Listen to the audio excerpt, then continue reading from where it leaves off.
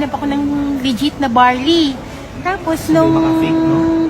No, dahil ayoko ng fake na galing ng Shopee. Sabi ko, kung bibili ako ng barley, gusto ko yung legit. Tama. Tapos nung, may pumunta yung pinsan niya. Pagdating ko, galing ng SN, kausap na yung pinsan niya at inaantay pala ako dahil dadalawin nila yung pinsan niya na may sakit. Nakita nila sa post ko sa FB. Tapos nung nakita ko siya, inaalok niya kami ng barley.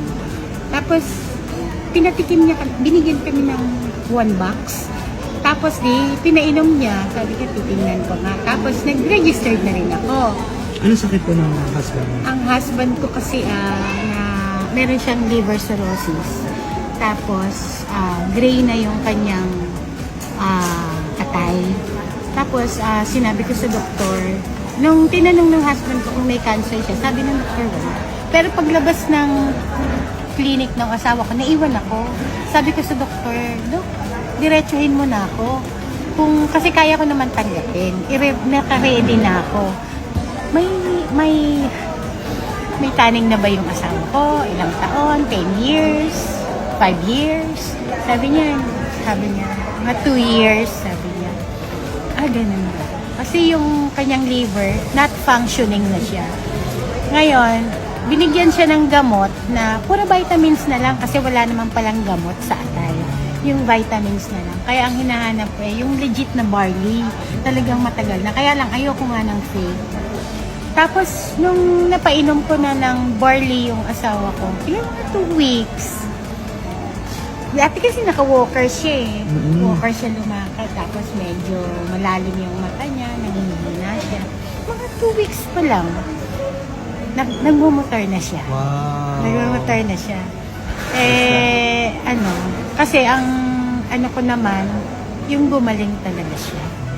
Yung, actually, yung humaba pa yung buhay niya. Din sa tanin niya. Yun lang naman ang aside doon, nung maganda naman pala yung parang intentions ni Barley. Kaya, natutuwa rin. Ano po yung nasasabi niya sa mga hindi pa nagtatry uminom ng Amazing Organic Barley? Itong barley talaga, in 2 weeks lang, talagang nakita ko yung pagbabago dun sa health ng asawa ko. Hindi man siguro agad, siguro baka yung sabihin na nating yung cirrhosis niya, baka hindi ba ang extension naman ng kunyari yung cancer, pinabibilis niya yung buhay, baka naman mag-longer pa yung kanya. Kaya tong barley, maganda. At siyempre, kasabayan ng prayer.